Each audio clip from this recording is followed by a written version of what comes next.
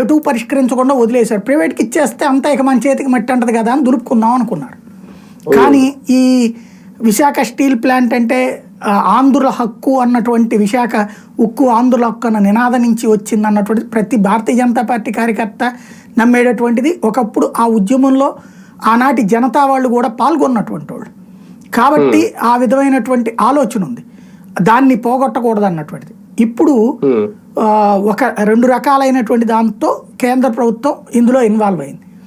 ఒకటేంటయ్యా అంటే ఇప్పుడు ఇంటర్నేషనల్గా స్టీల్కి బాగా గిరాకీ పెరిగింది, రేట్లు బాగా వస్తున్నాయి, లభిస్తున్నాయి.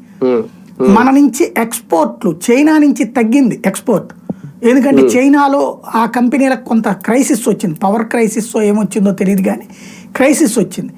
దాంతో ఇండియన్ స్టీల్ మీదన ఎక్కువగా ఎక్స్పోర్టేషన్ నడుస్తుంది.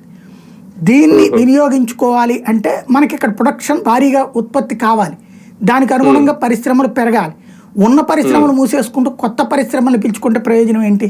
ఎందుకు ఇప్పుడు మిట్టలు తెస్తాడు లేకపోతే ఇంకొకళ్ళు తెస్తారు అంటుందంటే స్టీల్ ప్లాంట్ మీద ఎందుకు ఆసక్తి చూపెడుతున్నారు జిందాల్ వీళ్ళందరూ అంటే ఇప్పుడు అవకాశాలు పెరిగినాయి అన్నమాట.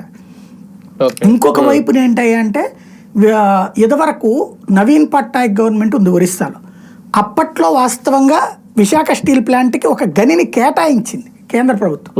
మామూలుగా అయితే కనుక మనకి 1992లో ఈ ప్రపంచీకరణలో మనం సంతకం పెట్టిన తర్వాతన ఏ గనైనా సరే ఏదైనా సరే ప్రైవేట్కి ఇవ్వాల్సిందే కానీ, అంటే వేలం వేయాలి. ఈవెన్ ప్రభుత్వ రంగ సంస్థలు కూడా వేలంలో కొనుక్కోవాల్సిందే.